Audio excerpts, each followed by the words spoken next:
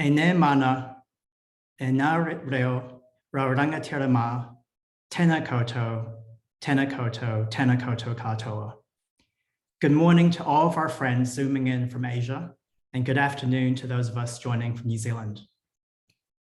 My name is Charlie Gao, and I serve at the North Asia Center of Asia Pacific Excellence. We are a New Zealand government agency hosted by the University of Auckland, and our mission is to support New Zealanders to become more knowledgeable, capable, and connected to the countries of North Asia. It is a privilege for me to be your host for this event, the first part of our new series called 50, 60, 70, New Zealand and North Asia in 2022. Many of you may be aware that 2022 is a momentous year in New Zealand's relations with the North Asian countries. It is the 50th anniversary of New Zealand's diplomatic relations with China, 60th with South Korea, and 70th with Japan. To mark these anniversaries, we are hosting events this year to highlight important topics that bring the region and New Zealand closer together. Our aim is to look at the present and the future to discuss issues that require the North Asian countries and New Zealand to listen to one another, to share knowledge, and to work together in order to solve pressing challenges. There is no challenge facing humanity that is greater than the climate crisis. Our webinar today on the topic of our cities and the climate crisis is well-timed with the publication of the third working group report from the Intergovernmental Panel on Climate Change. The first report compiled the overwhelming evidence that human actions are the primary driver behind the climate crisis, while the second report summarized the alarming effects that humankind faces with increasingly catastrophic effects as we exceed 1.5 degrees of warming. The latest report published yesterday focuses on the actions that the world must take to avoid the worst effects of the climate crisis. It makes clear that even if all the governments around the world deliver on their current promises, we are in for over 3 degrees of warming, which would be destructive on a scale that we cannot risk. Instead, we need to make sure that emissions peak by 2025, or in a little over 30 months, with drastic reductions reaching net zero by 2050. Speaking for myself, the scale of the challenge ahead can sometimes feel overwhelming, and it isn't easy to see what each of us can do to make the changes that we need. This is why it's a privilege to bring to you our 4 speakers for today. Each is a leader, an expert, and a humanitarian who will bring a different perspective on how we can think about and approach the climate crisis. Each will focus on the city level, as our cities and those of us who live in cities will play a crucial part in the handful of years we have ahead. Allow me to introduce our first speaker, Mayor Cardi Ito. Cardi Ito is the mayor of the Japanese city of Kurashiki, which has a population of approximately 474,000 people. Kurashiki has been recovering from extensive damage caused by extreme rainfall several years ago. As the climate crisis ramps up, the frequency and intensity of extreme weather events worldwide, we must all consider how cities must adapt to and recover from these kinds of disasters. It is an honor for us to have Mayor Ito share with us the local level initiatives that she and her team have put in place. Mayor Ito, thank you very much for joining us, and over to you.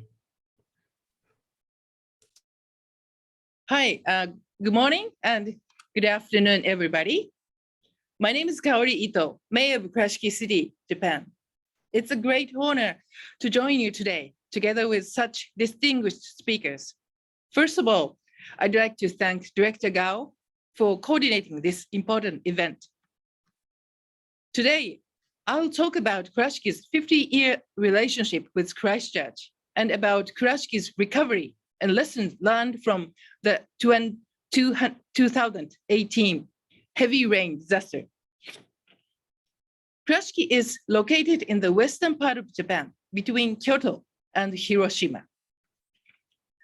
It's a beautiful city and a popular tourist destination.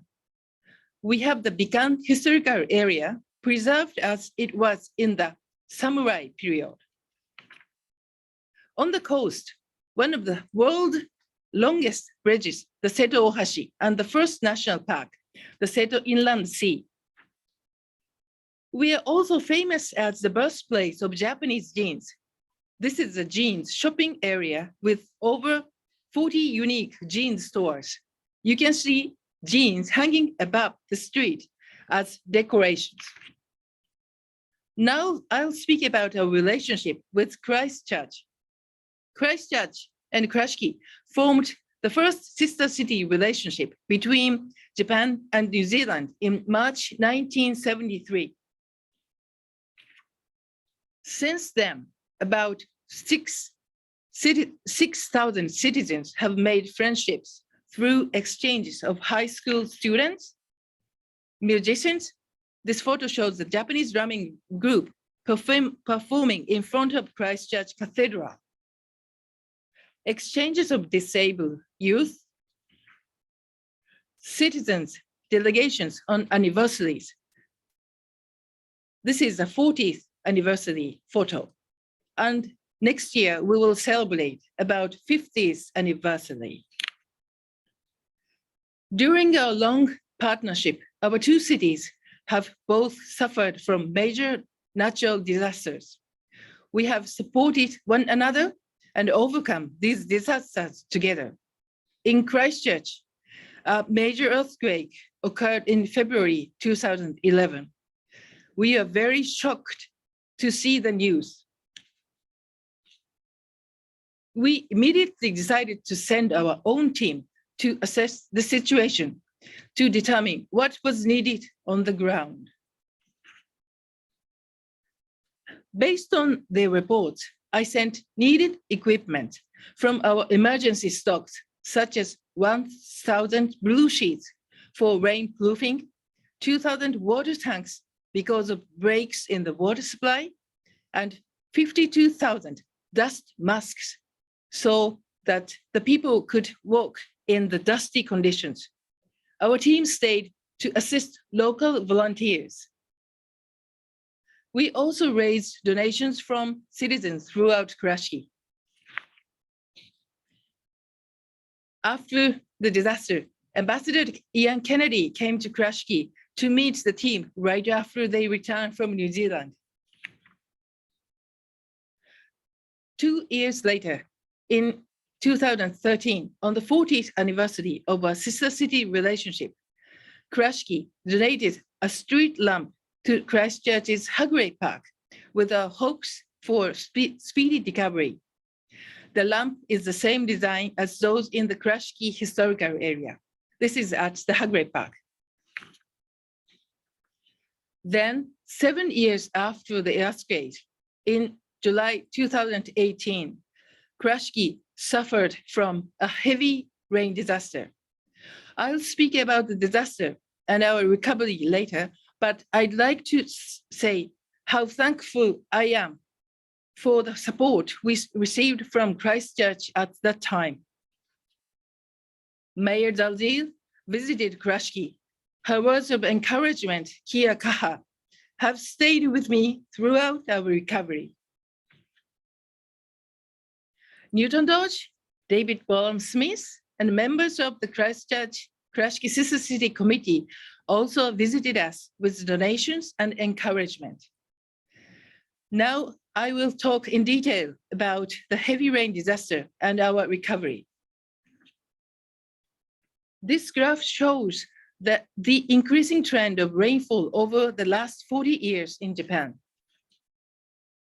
As I mentioned, Kurashiki is located here. Heavy rainfall hit western part of Japan from June 28th through July 8th. It was a record-breaking volume of rain, 4 times higher than usual. We issued evacuation orders by mobile phone, radio, television, and word of mouth. Kurashiki, in purple, is located in the southern western part of Okayama Prefecture. As you can see, there are many large and medium-sized rivers in the area. The red line is Takahashi River, the big one. The river basin covers 1/3 of the prefecture. The green line is Oda River, a medium-sized river. This river and smaller rivers broke their banks in 8 locations. I'll now explain the mechanism of the flooding. This is the Mabi area of Kurashiki. The river shown in red is the Takahashi River. The river shown in green is the Oda River. The Takahashi River, flowing from top to bottom, is a faster flowing river with a larger volume of water than the Oda River. So water from the Oda River flowing from left to right cannot easily flow into Takahashi River. This is called a backwater phenomenon and also occurred on the smaller rivers flowing into the Oda River. As a result, the river banks broke in 8 locations shown with red crosses. The next slides show the situation at location 1 and 2. This is location number 1 photo. The red marks show where the riverbanks broke.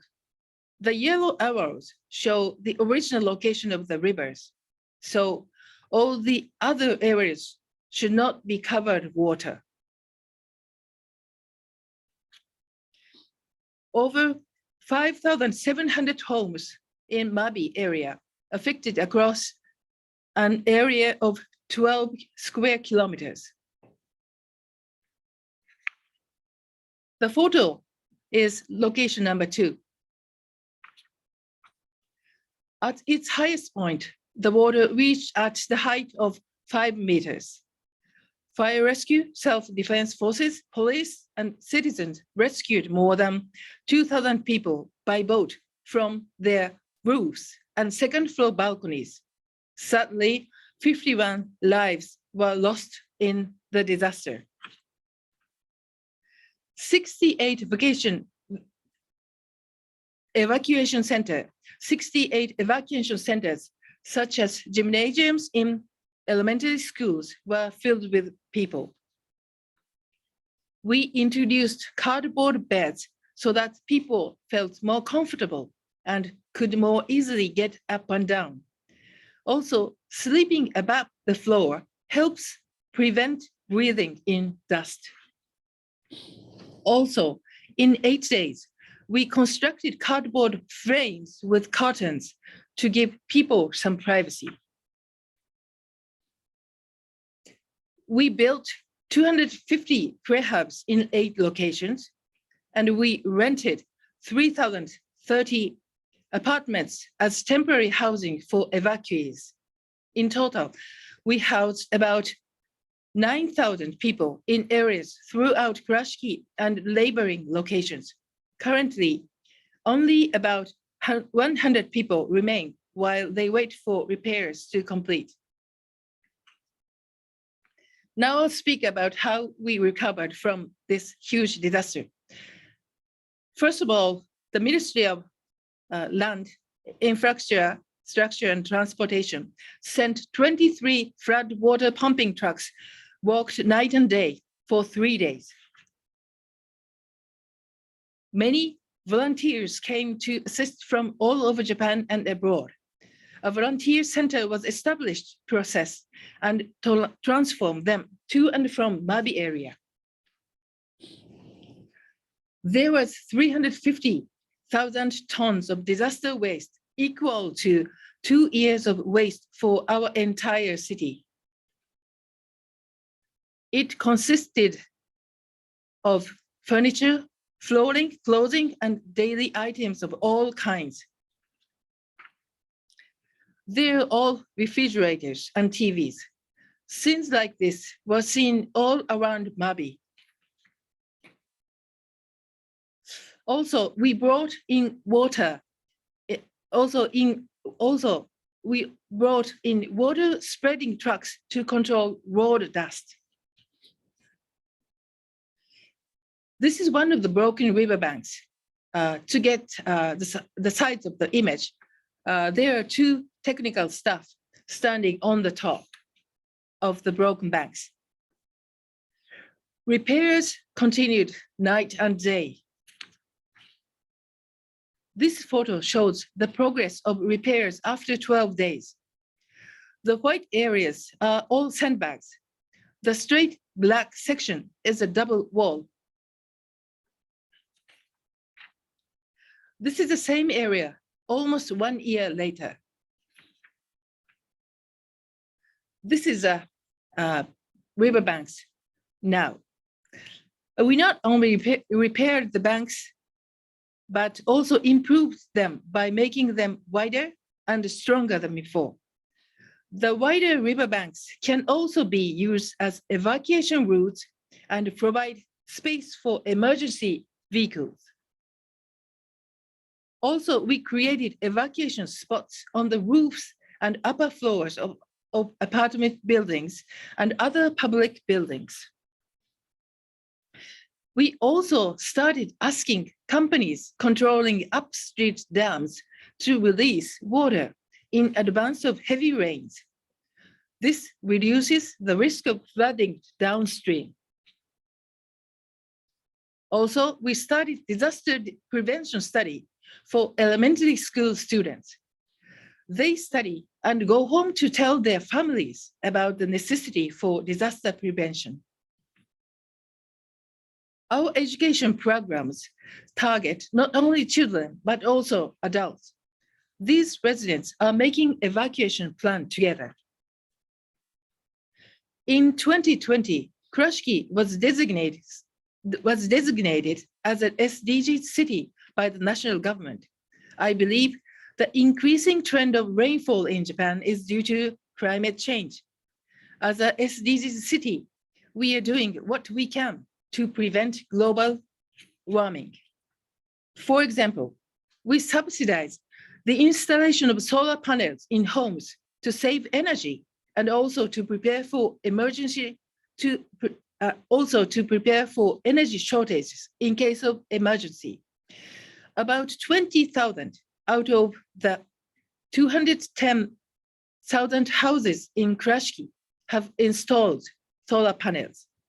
This places us in the top 10 of all cities in Japan.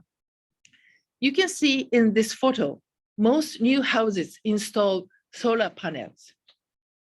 In 2021, we declared our goal to become a zero carbon city by 2050. This will need the cooperation of citizens and businesses alike. One of these initiatives is to promote the use of electric vehicles. The biggest Mitsubishi Motors factory in Japan is located in Kurashiki and will start producing electric cars here in coming month. Kurashiki is now trying to advance sustainable community development and use our experiences to build a resilient city with other cities in the Takahashi River basin. Finally, as you know, Kurashiki supported New Zealand's Olympic weightlifting team by hosting training camps. When the Maori Kappa Haka group visited us as part of our Olympic host town program, they also went to Mabi area to sing, dance, and encourage local children. Now, these children in Mabi have returned to their original schools and homes and carry our hopes for a sustainable future. I hope you have found something useful in my presentation today. Kia ora to my Christchurch friends. Thank you very much for listening.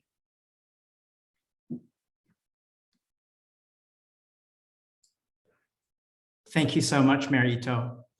I think the incredible relationship between Kurashiki and Christchurch is really making all of New Zealand far richer. So thank you so much for sharing.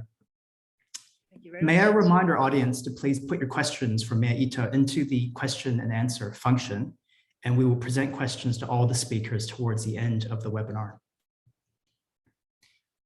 Our next speaker is Denise Yoon, a leader within civil society in South Korea. She has been at the forefront of driving regulatory improvements at the city level in regard to the climate and sustainable development.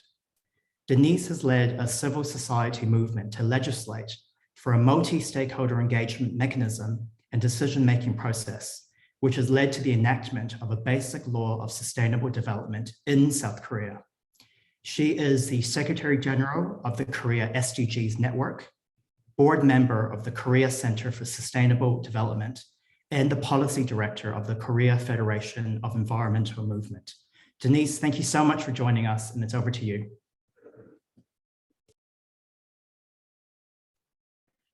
Hi, good morning and good afternoon. I'm glad to meet you here.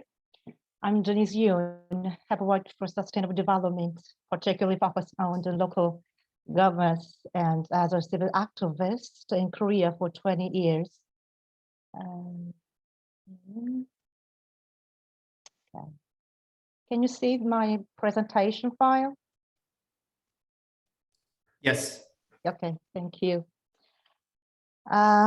I'd like to share my knowledge and opinion on local challenges in governance for climate change and SDG implementation in Korea in 10 minutes with my best.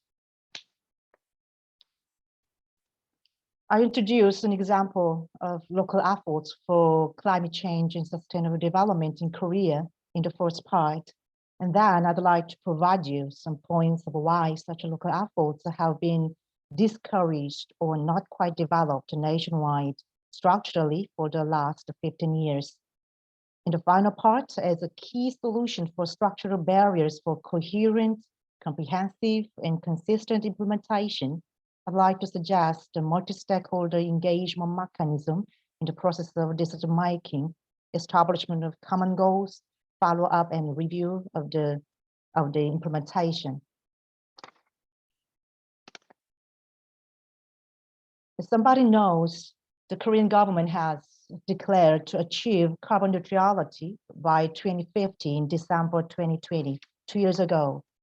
However, we have a history of efforts against climate change going back to 2004, 17 years ago.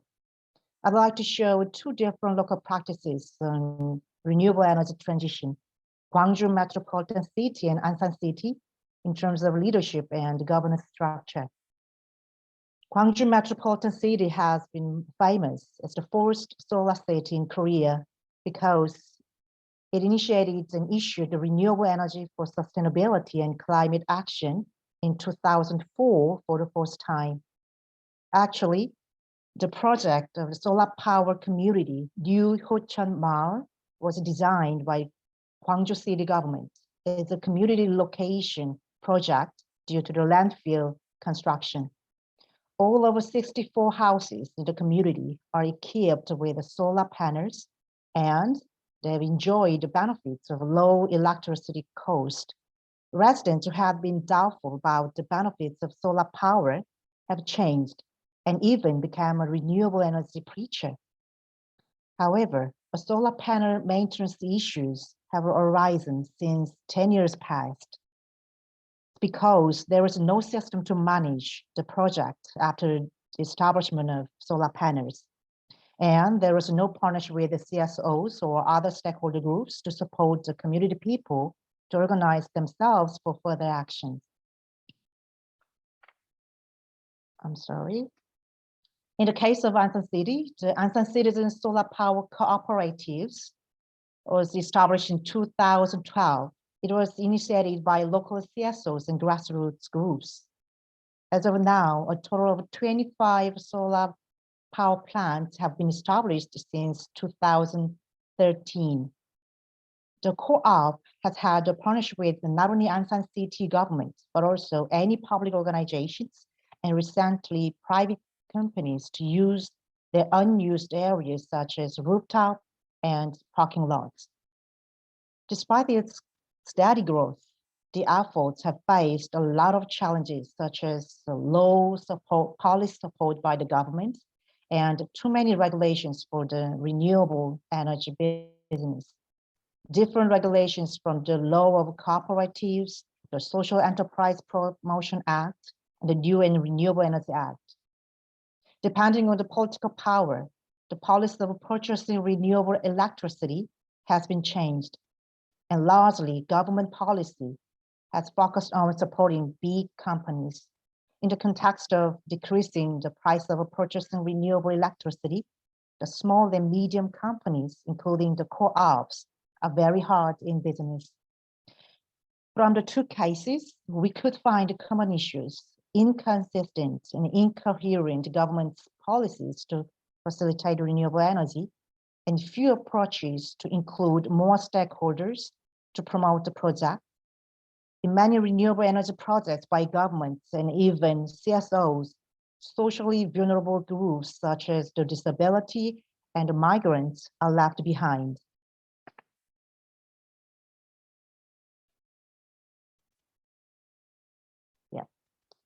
Regarding the SDG implementation, I'd like to introduce the governance system of Guangzhou Metropolitan City. Unlike other cities in Korea, Guangzhou City has had an interest in promoting three agendas: climate change, sustainable development, and human rights. It established three different governance systems to promote each. Historically, the governance for sustainable development since 1998 is the oldest, and the one of carbon neutrality is the newest. Even though the SDG embraced the agenda of carbon neutrality and human rights, the governance system has been developing respectively for the last 10 years. It naturally results in lack of integrated approach and coherent policies. Furthermore, multi-stakeholder engagement in decision-making process to realize the principle of no one left behind has been rarely designed deliberatively for the governance. In Guangzhou City, the sustainable development and human rights has not been mainstreamed into the city policies in general. Particularly, the awareness of SDGs is still low among civil officials, politicians, and citizens, despite its 24-year history. As a result, the progress of SDG implementation has been stagnant or set back in environment and social inequality. Under the respect governance, it cannot be expected any goals would be achieved.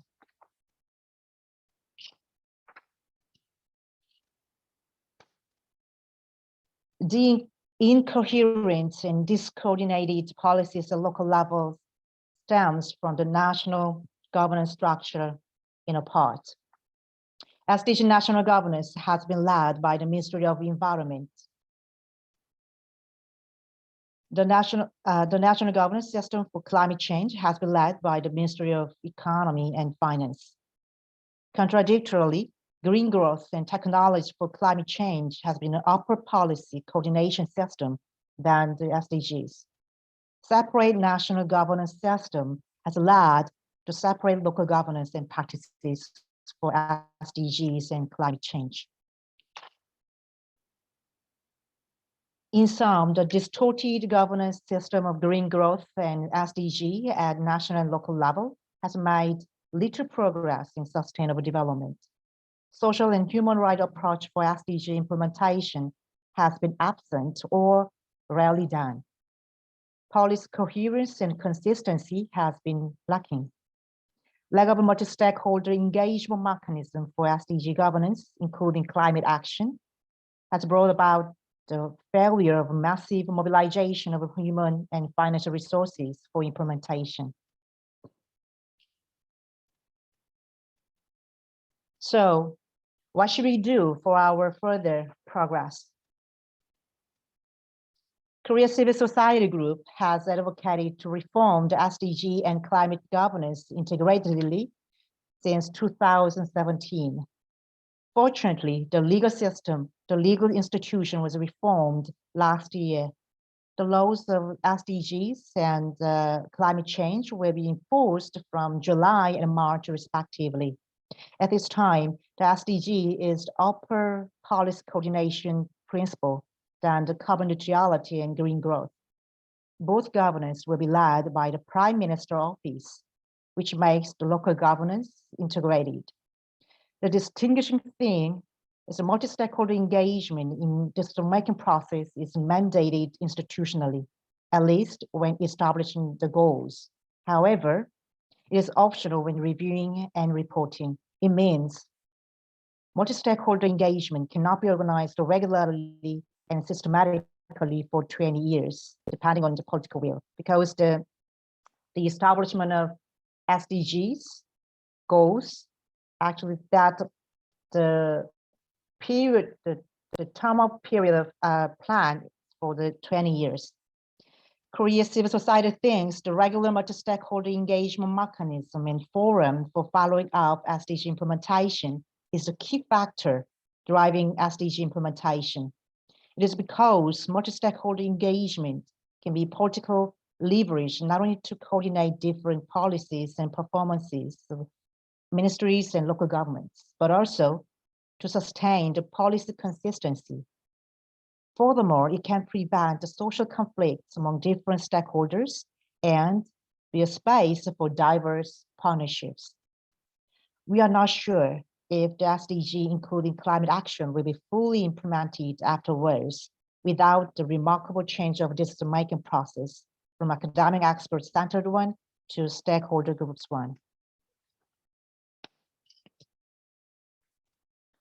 This figure shows the change in comparison of governance for SDGs and carbon neutrality in Korea since 2022 from this year. This figure shows Korean civil society advocates the vertical process of multi-stakeholder engagement for SDG follow-up from local to national level. This multi-stakeholder engagement mechanism is suggested by Korean civil society. This mechanism is based on the UN's major groups and other stakeholder coordination mechanisms. 15 stakeholder groups are recognized legally and or under the agreements of other stakeholders.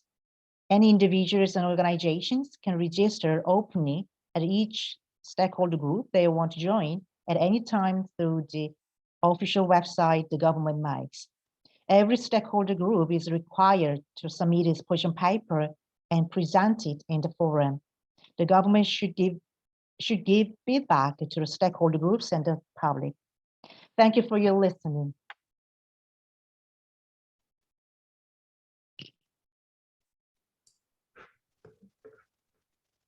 Thank you so much, Denise. I'm really struck by your appeal of the need to consult many stakeholders and to not leave anyone behind. And I think the ways that you've thought about the issue and the information you've shared would be of a lot of interest to policymakers here in New Zealand. So thank you very, very much. Please put your questions to Denise in the Q&A function and questions for any of our other speakers. Our next speaker is Matthew Blaikie. Matthew is the Chief Sustainability Officer at Auckland Council and leads a team responsible for strategic thinking, analysis, and advice on sustainability and climate change, including the development and delivery of Auckland's climate plan, working in collaboration with Mana Whenua. Matthew provides strategic advice on climate change to advise the mayor, elected officials, and the executive leadership team. I caught up with Matthew recently and gained some appreciation of his very wide body of work to support Auckland's transition to a low carbon resilient future. Matthew, thank you so much for your time to join us today, and it's over to you.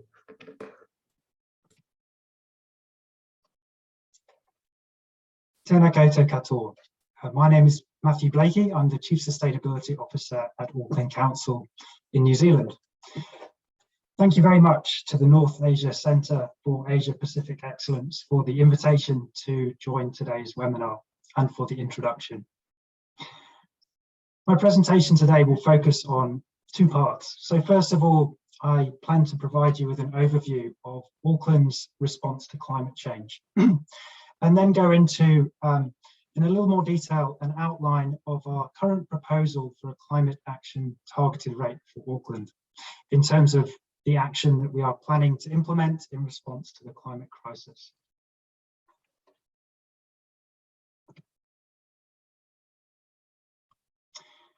So to provide you with an overview of our journey to date, I wanted to talk you through a time frame. So in 2015, Auckland Council signed up to C40 cities, a global network of 96 cities that are taking bold climate action. And this includes cities from China, Japan, and Korea. As a member of C40 cities, we are required to meet membership standards in order to maintain our membership and ensure that we are hitting the required standards of a C40 city. In 2018, the Auckland Plan 2050, which is Auckland's spatial plan, long-term spatial plan, identified climate change as one of the key challenges for the Auckland region. In 2019, Auckland Council declared a climate emergency with the intention of putting climate change at the forefront of our decision-making and ensuring that climate change has a strong focus in everything we do. In the following year, 2020, we adopted our emergency budget, which was our annual budget post our first COVID lockdown, which included $900,000 for foundational climate action. So this was foundational climate action for action that needed to be taken at a regional level to gain a further understanding, gain further tools and mechanisms for assessing climate impact. And it also included much greater funding for addressing our own emissions as a council in terms of decarbonising our vehicle fleet and in terms of switching out our gas boilers for electric heat pumps in our aquatic centres. But that was really just the start, and the intention was always that further funding would be invested, and I'll come on to that. In December of the same year, we adopted Te Tariki Atawhiri, Auckland's climate plan, which is our overarching strategic approach to climate action for the Auckland region.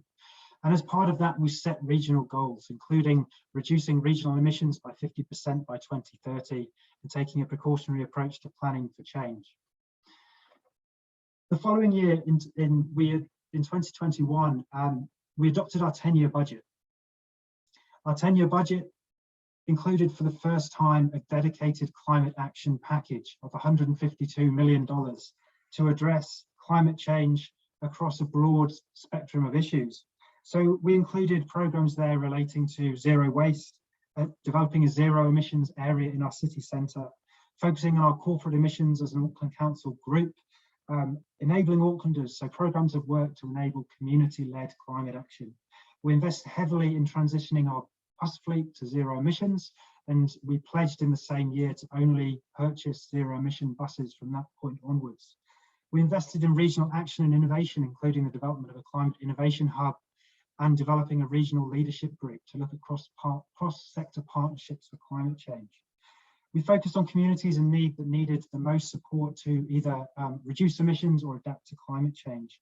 We committed to develop and establish a Rangatahi Maori Climate Action Programme, a programme of climate action led by Rangatahi Maori youth, by Maori youth, for Maori youth, to challenge the way that we do things and bring that perspective into our work.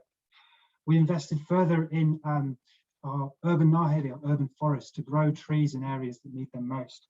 And we committed to fund shoreline adaptation plans and get a greater understanding of natural hazards. At the same time, our regional land transport plan was being developed. So transport was not a strong focus of our 10-year budget at that time. It was addressed through the regional land transport plan, but it has become clear that the regional land transport plan does not address climate change sufficiently, despite including some climate action, and further work is required. So we are currently developing a comprehensive transport emissions reduction plan, Auckland Council and Auckland Transport, to really understand how we can significantly reduce greenhouse gas emissions from transport by 2030 in line with our climate goals. Looking at a range of issues, including organisational issues, cultural barriers, institutional issues around funding. Which brings us on to where we are now in the yellow at the bottom there, which is the development of a climate action targeted rate for this annual budget. And I will speak to that shortly. So Auckland's climate commitments. Our emissions profile in Auckland is different to New Zealand. New Zealand's emissions profile is around 50% agriculture, or emissions from agriculture. So greenhouse gases from agriculture. In Auckland, we are very different, with agriculture only taking up about 6% of our regional greenhouse gas emissions, with the vast majority being from transport. So the largest sector in our emissions profile is transport, accounting for over 40% of our emissions profile, with around 70% of that being attributable to cars and light commercial vehicles. We've also considered, during the development of Takahashi River, our climate plan, the climate change projections that are facing the Auckland region to understand what the likely impacts of climate change will be. And we have commissioned work through a research and evaluation agency at a central government level to understand what this might be, including temperature rise, rainfall trends, and sea level change. We've identified two broad goals relating to climate action. So firstly, halving regional emissions by 2030 and reaching net zero emissions by 2050. And secondly, to take a precautionary approach to planning for the impacts of climate change, recognizing that we don't need to make every decision now, but we do need to plan for a changing climate. So to Takahashi River, Auckland's climate plan, I wanted to quickly outline the focus of the plan. So central to the plan is a Tamaki Makaurau response. And this is very much focused on the principles and values of Tamaki Makaurau, which is the Maori word for Auckland. So very much developing a response that is focused on this place, on this region. It has two broad areas of focus in terms of mitigation, reducing our greenhouse gas emissions, and adaptation, as I've just described. And then under that, there are 8 priority areas for action. And you can see those listed at the bottom there. For each of the 8 priority areas for action, there are a number of climate actions with different levels of accountability for Auckland Council. Some of these actions are led by the private sector, by central government. So this is a plan for the region. It is not a plan for Auckland Council. And if I just echo Mayor Ito's comment, this will require the cooperation of business and citizens. This is not just a plan for Auckland Council, but a plan for everyone. I wanted to speak just a little bit more about a Tamaki Makaurau response. So what does that mean? In developing Takahashi River, Auckland's climate plan, we partnered with Mana Whenua, who are the indigenous people, the Maori of Tamaki Makaurau, Auckland. They have historic or territorial rights over the land. So bringing a Te Ao Māori perspective or a Maori worldview to our work and combining that with Western science and a Western science view of climate action was central to the work we did. Understanding the value of Indigenous knowledge and applying that to our approach was central to the development of the plan. So a Tamaki Makaurau response very much focused on this, but it also focused on Te Ara o Tamaki Makaurau, the well-being of Tamaki Makaurau, which was a well-being framework developed by Mana Whenua in response to Takahashi River, Auckland's climate plan. And this very much focused on the 3 dimensions of well-being: Taio, Whenua, and Tangata. So that's environment, land, and people. And recognizing that a whole living systems approach is needed in the long term if we are to reach the goals we're setting. A Tamaki Makaurau response also outlines the roles and responsibilities so that we can take action together, recognizing that diversity is our strength. We need to recognize that climate action delivers multiple benefits. It's not just about emissions reduction and resilience. Actions need to be equal and fair. We need to deliver climate justice, and we need to avoid worsening inequity, but we use climate action as a way to address inequity. We need to give voice to our rangatahi or youth, and we need to recognise the international, national and regional commitments we have. I wanted to touch on the scale of the challenge. It's very clear that to reduce emissions by 50% by 2030 will require transformational change, and it will require transformational change across all sectors. As an example here, I've identified the challenge for transport. Between 1990 and 2018, Auckland's transport emissions increased by 86%. We have modelled a reduction in transport emissions of 64% from 2016 to 2030 to deliver on an overall 50% reduction in emissions, recognizing that different sectors decarbonize at different rates.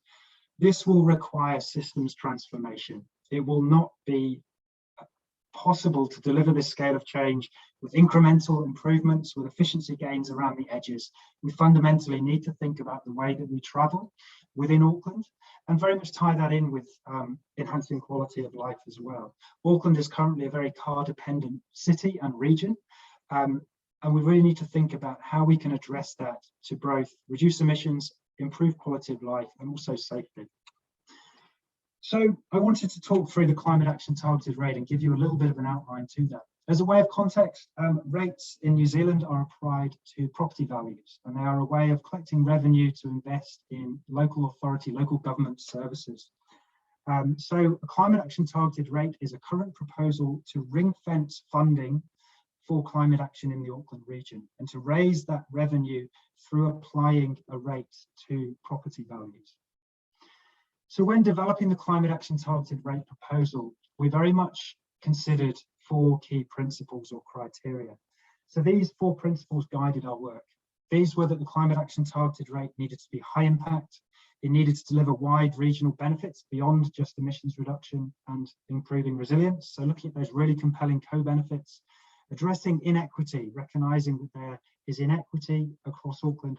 How can climate action be a vehicle for addressing inequity?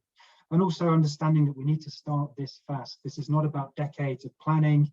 This is not about long construction timeframes. We need to deliver action quickly to respond to the challenge we face. So we developed a package based on these 4 criteria, looking at 3 key themes.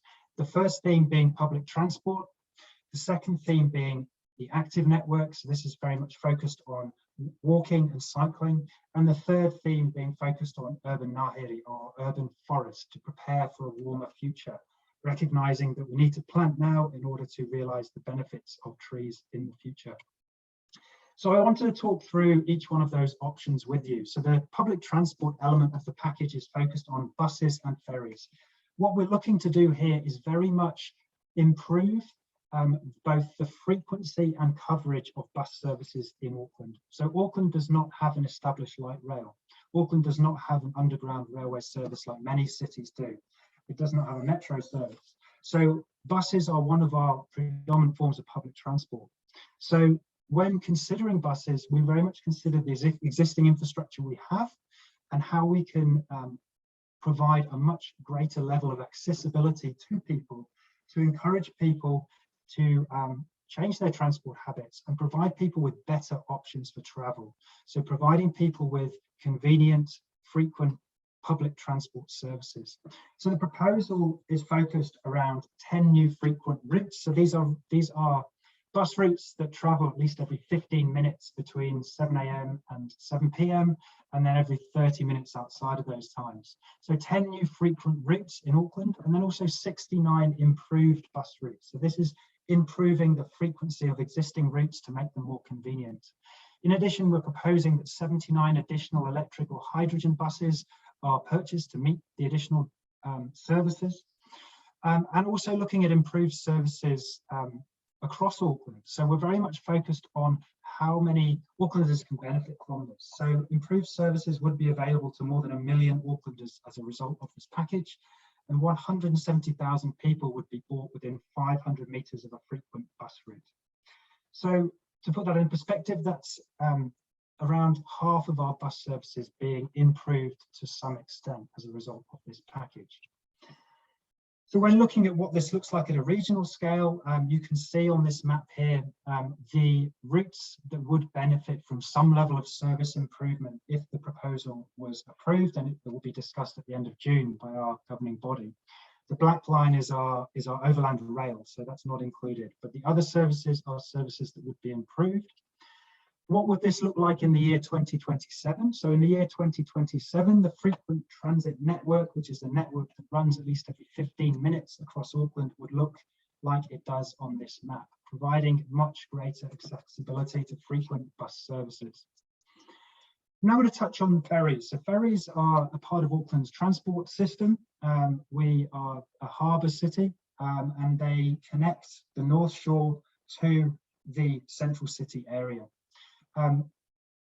Ferries account for around 6% of our public transport patronage, but around 21% of public transport emissions.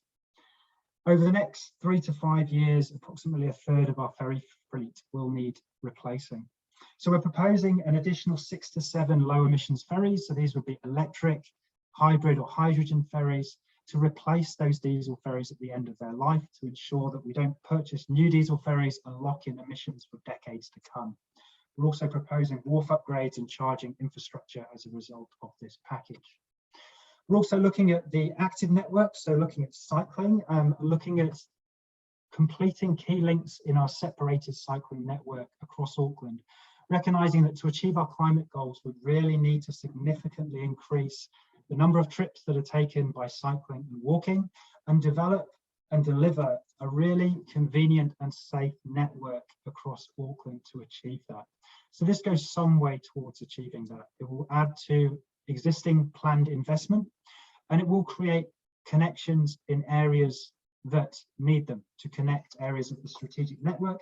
And it will also have a key focus on New Lynn, which is circled there on the left-hand side, where there is a train station, there is a metro centre, and it will very much look at creating a full area network to connect residential areas with schools and transport nodes. On the right-hand side there, you can see the walking improvements that are planned. So the bottom right there is in South Auckland is Manurewa. And in Manurewa, there is a focused investment planned or proposed to really look at improving the safety and ease of walking, but also on top of that, 35 kilometres of walking connectivity improvements across Auckland, looking at improved crossings, improved footpaths, better accessibility, better pedestrian lighting to improve the convenience and safety of walking. For those shorter trips, recognising that a large number of our trips in Auckland are under 6 kilometres and could be completed by walking or cycling. Certainly under 6 kilometres cycling, and then the trips under 2 kilometres by walking. The last component of the package is the urban Ngāhere element. So this is urban forest. And what we're proposing here, you see the map in the centre is a heat vulnerability index for Auckland, which our research and evaluation unit have completed, looking at areas that are most vulnerable to extreme heat as the climate warms. And this is not spread evenly across Auckland. There's inequity in this distribution of heat vulnerability. And it closely relates to those areas that also have the lowest level of urban forest canopy cover, with urban forest canopy cover trees being one of the key determinants for heat vulnerability. So we're proposing 14,800 specimen trees. So these are trees between 1.5 and 2 metres tall, are planted in areas that need them most to address this inequity and prepare areas most vulnerable to extreme heat for a warmer future. We're also proposing planting over 4,000 trees or plants for other purposes, such as tiny forests, which you may be familiar with as a Japanese horticultural method for some of you on the call, adapting that to the New Zealand context, food forests to provide food and marakai, and also bush remnants, expanding those out where possible at the edges, and also grants for rongoa planting, which is traditional uses of plants in the Auckland region. So very quickly, just to wrap up my presentation, one thing I wanted to make very clear is that the climate action targeted rate is an essential part of a bigger picture. It cannot be considered in isolation. We've very much considered it as part of a bigger picture of change and how it can both complement and amplify existing direction and existing proposals. So we know that the central government's emissions reduction plan will be published in the next few months. The climate action targeted rate is very closely aligned with the draft emissions reduction plan. Congestion pricing is planned for Auckland, and there is support in principle for this from Auckland Council, subject to improvements in public transport, walking and cycling. Our parking strategy is being reviewed to consider the removal of on-street car parking in certain places to allow for bus lanes, for transit lanes, for cycling infrastructure, and this would very much complement that by providing the additional services and cycling infrastructure. And land use planning decision. Auckland is intensifying as a city. We need to provide better transport choice. We need to provide better transport options for people as our city grows. One of the things I did want to make clear as well is that I'm talking very much about an investment package. But one of the things that is very clear is that we can't keep adding investment packages onto business as usual and expect to achieve the outcome we're seeking. It's fundamentally important that our planning, our prioritization, our decision-making and investment all needs to be aligned with our climate goals if we are to have any chance of arriving at where we need to be. I have a few slides just outlining the cost of the climate action targeted rate, and I'll just speak to these very briefly. You can see the components on the left-hand side there in terms of the costs I've identified. One of the things we've considered is the projected additional fare revenue as a result of increasing public transport services. This would give us a total net cost of just under $1 billion. But we'd be looking to access co-funding from central government in years 4 to 10. So part of this proposal is very much around leveraging additional funding to deliver further value and impact, giving the total amount for the climate action targeted rate that we are seeking to raise of 574 million. My last slide just outlines how much this would cost on a property basis. So top left there, you can see the median urban residential property would receive an additional rates charge of $58.30 per year, or a weekly cost of $1.12, which would enable us to generate an additional $1 billion of investment for climate action in Auckland. As I've mentioned, this is part of a bigger picture. It's an important part of a bigger picture. It's not a silver bullet. And as I'm sure many of us on the call know, climate action requires a comprehensive approach, and it requires us to pull many levers. And at a city level, this really needs to focus on the systems that we have at a city level and how we can develop cities to enable people to live low carbon lifestyles that also provide them with a better quality of life. Thank you very much.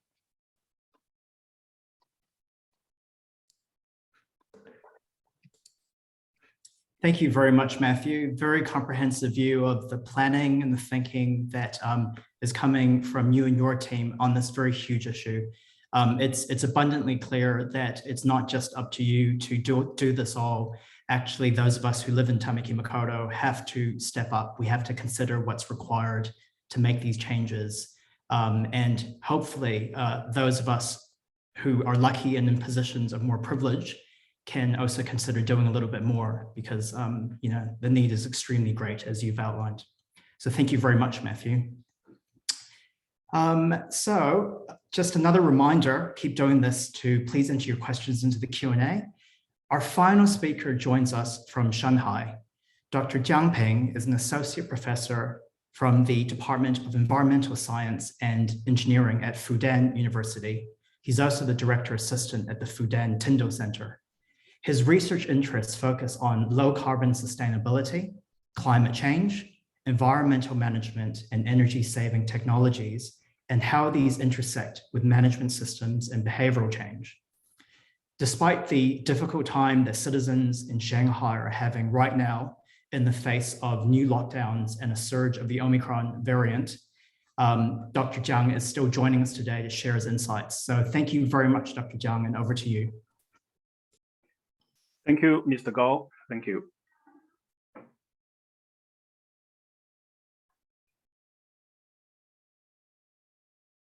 Okay, thank you, everyone. Good morning from Shanghai. I'm Ping Jiang from Department of Environmental Science and Engineering of Fudan University. I work for Fudan Tyndall Center as well. It's my pleasure to make this presentation, and I would like to talk about co-benefits of tackling climate change and the environmental pollution in Shanghai. We know the one of the main reasons make the climate change happening is the increasing of the greenhouse gas emissions. There are 4 top emitters in the world. They are China and the United States, EU28, and India. I would like to show you the per capita emissions of the GHG. You can see the USA has the highest level of the per capita emission of GHG in 2020. China was about 9 tons in 2020, EU 28 about 6.4 tons, and India has the lowest per capita emissions of GHG. It was about 2.5 tons in 2020. I also would like to show you a map of the air pollution of China. This air pollution happened in January, February in 2013. You can see from this map, over 1/3 of the area was covered by the air pollution in China. In this area in red, you can see include Beijing, Shanghai. Actually, the very heavy air pollution happened in that year. These 4 photos give you the direct feeling. You can see how big difference with the air pollution and without the air pollution. The 2 photos on board is about Tiananmen Square of China.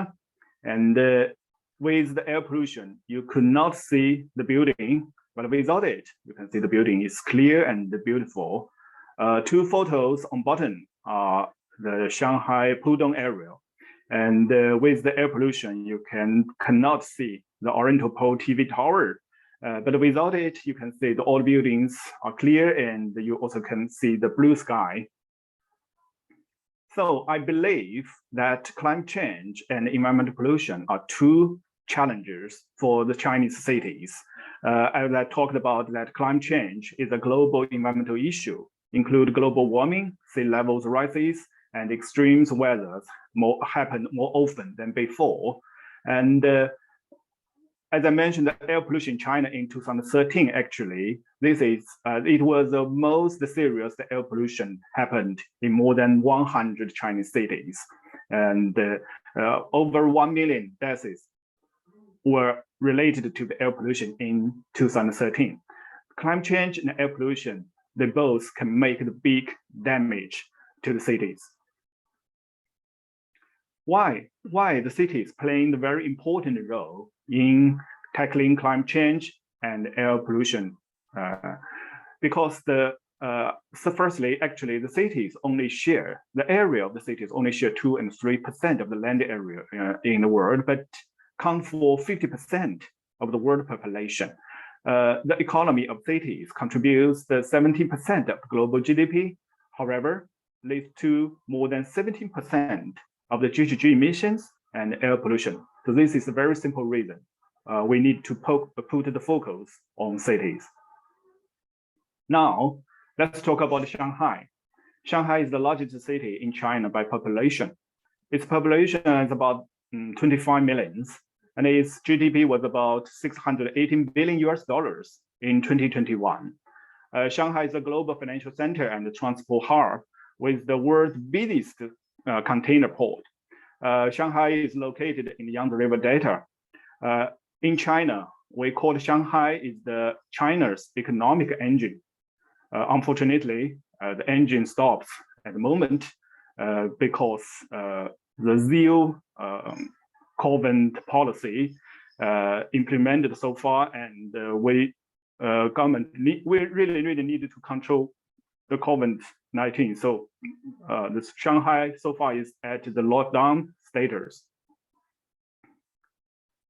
Shanghai has the highest level urban economy in China.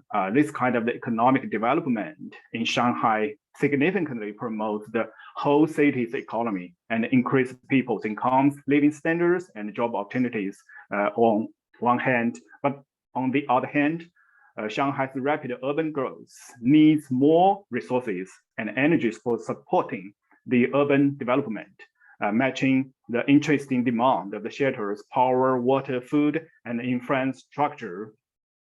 So behind this, means that Shanghai, with the urban development, actually huge CO2 and air pollution will be produced as well. So before we're talking about CO2 and air pollution of Shanghai, I would like to show you several basic information of Shanghai, include GDP, population, and energy use. From this figure, you can see the line on top is the total energy use of Shanghai in recent years. It's clear that we can see it keeps slowly increased in recent years. And this black line refers to the GDP of Shanghai. It's very clear that you can see it keeps increased very quickly. And the coal use in recent years keeps slowly decreased. So far, the coal use still shares 45% of the total energy. It is still the main energy source in Shanghai. Okay, now let's look at CO2 per capita and PM 2.5 emissions in Shanghai. From this figure, you can see this line on top is the total CO2 emissions in recent years. We can find that it keeps slowly decreased in recent years. And also same trend happened on per capita CO2 emissions and PM 2.5 emissions. Actually, this is good news for Shanghai. It means that Shanghai has put huge efforts on cutting CO2 and air pollution emissions, and Shanghai has got achievements for this. But very importantly, under the long-term green low carbon development strategy of Shanghai, tackling climate change and environmental pollution need to be addressed together. And this is also the idea of the co-benefits originally comes from. In the field of the climate change and the environment, the general term of the co-benefits means with the context of the GHG emissions mitigation, pollutants reduction, and the other aspect within the scope of the sustainable development. Let's look at the opportunities for achieving co-benefits. Frequently, there is a set of the opportunities for generating co-benefits that are technologically viable. As I mentioned that climate change is a global issue. When we're tackling climate change, actually we have some technologies existing also can get the benefits for the local air pollution control. The scope for this kind of opportunities or solutions that are technically viable can be enlarged by bringing in new technologies through research and development or some typical technology transfer. Here, I would like to use the renewable energy technology as an example. If we can implement the more or use the more renewable energy technologies, we can get more renewable energy, for example, wind power or solar power to support our economic development.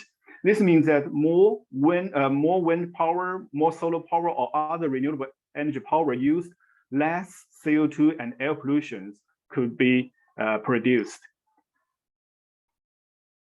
However, the set of solutions that are economically, politically, and socially viable are more limited in the real cases, even they can be technically viable. So I would like to use the renewable energy technology as an example again. Actually, in most cities in China, including Shanghai, renewable energy just have very, very little share in the whole energy system. So it means that even the renewable technologies are technically viable, but unfortunately, most of them are not economically available so far.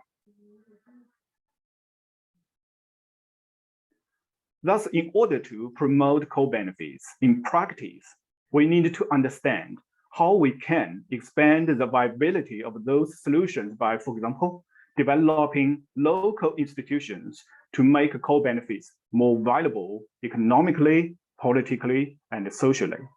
This is also the one main objective of my research. I'm looking for the co-benefits approach for achieving maximum co-benefits. I needed to consider not only this kind of the solution or approach are technically viable, but also both economically, socially, and politically available. Actually, we have some solutions. For example, we can make more sound public policies, use the marketing ways, and encouraging citizens' engagement to get more or get better co-benefits. According to my research, in one certain sector actually can achieve co-benefit quickly. This is the waste disposal sector in Shanghai. If more policies related to recycling, reuse, and reduce can be implemented effectively, actually in waste treatment sector in Shanghai, we can achieve co-benefit in the short term, say from 1 to 3 years. But other sectors included transportation, industry, and energy sectors. In these sectors, policies have been implemented, but we would achieve co-benefit in the medium term between 3 and 10 years. For other sectors, for example, the building sector or land use sector, actually even the policies have been implemented, and the results of the achieving co-benefits would be very slowly got, because in these two sectors, sometimes the policy implementation cannot be reached, cannot be both technically and politically viable. I think my time runs out, and I stop here, but I would like to answer your question and comments after this. Thank you for your attention.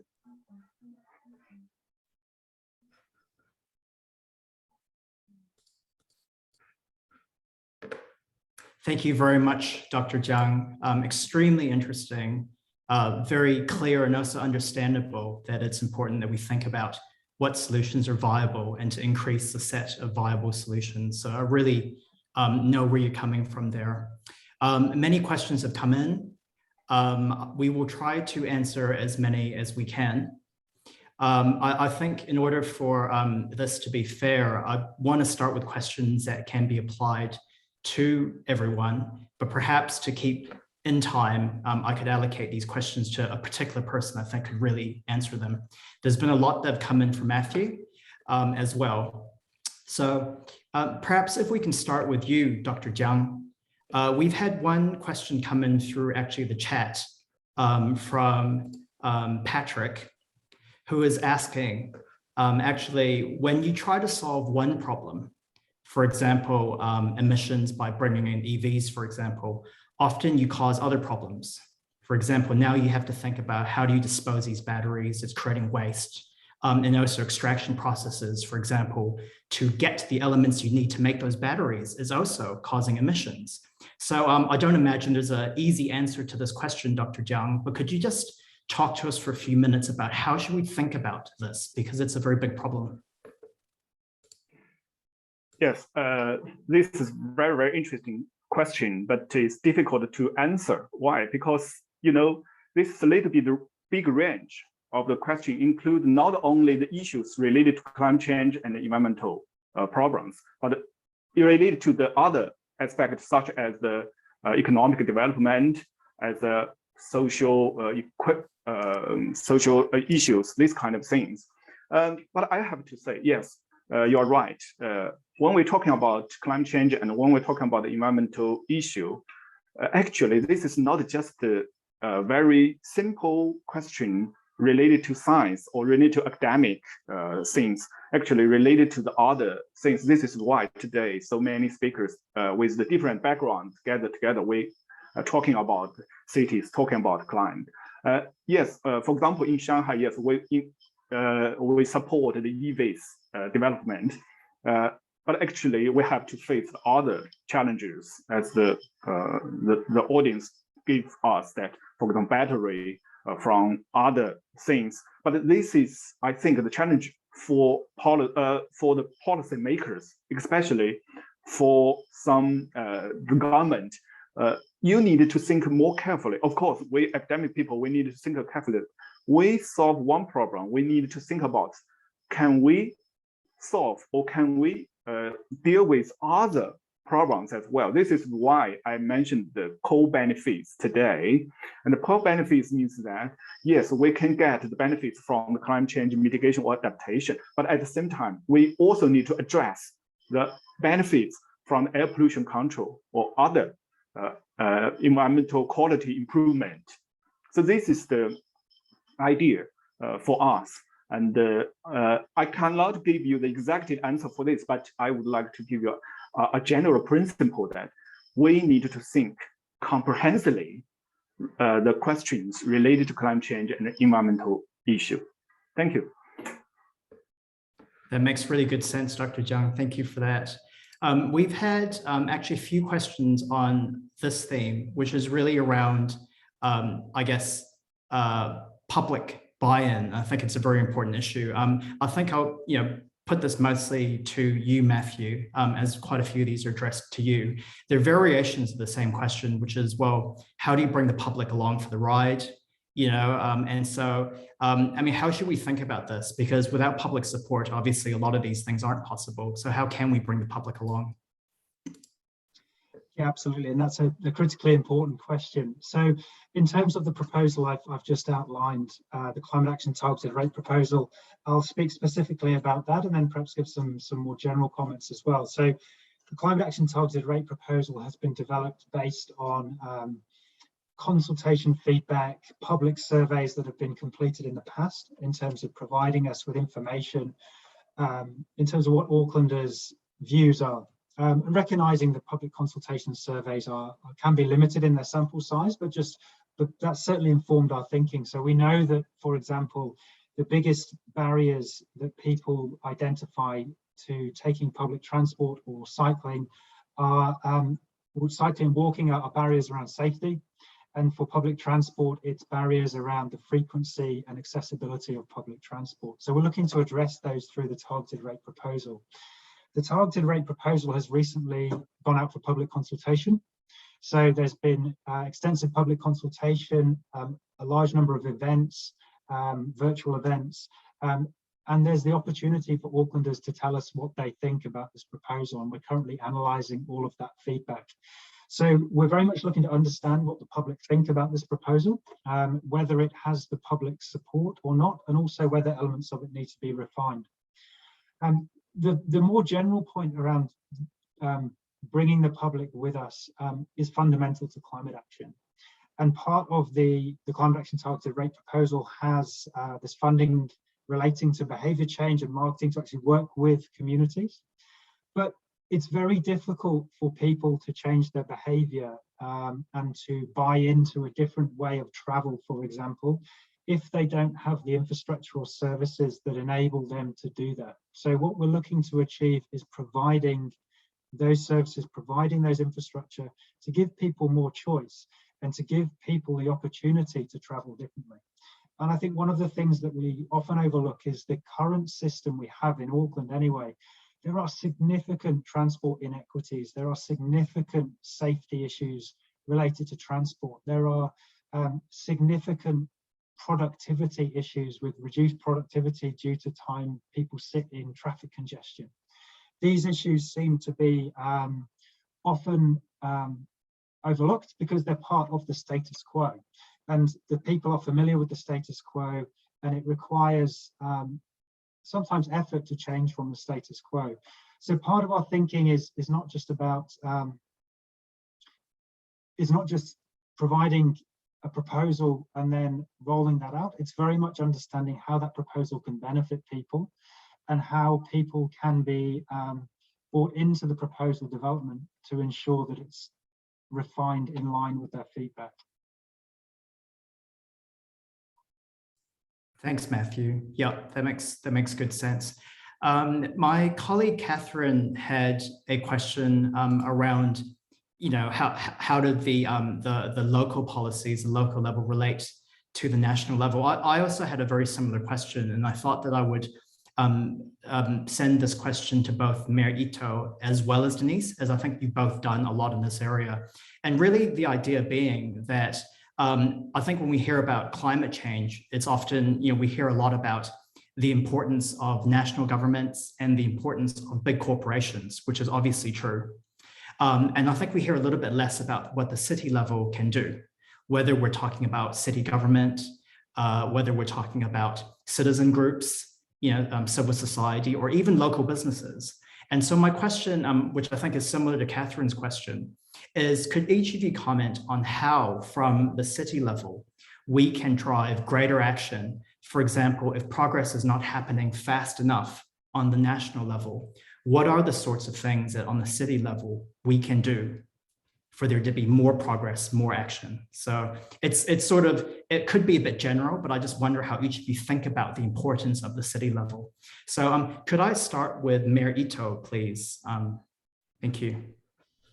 Yes, thank you very much for the question. Let me explain our history about the climate challenge. As you know, based on the Paris Climate Agreement at COP21 in 2015, in Japan, then I think that next year in 2016, the government sets the goal for first of all by 2030 reduction of 60%, by 2050 reduction up to 80%. At the same time, the local government, like Kurashiki City, also sets the goal for about the same target. At the same time of our national government targeting, as I mentioned, we also started the style of subsidizing about the installation for solar panels for people's houses. So the kind of policy had started around that time. Then after, in October 2020, the Prime Minister Suga decided and declared that we had to speed up our challenge for the carbon zero policy. Then we are now changing our policies and speed up for the targeting. Then we set up the goal for the by 2050 about the carbon neutral, and also before that by 2030 we speed up the reduction up to 40–60% by then. That's our kind of overall situation.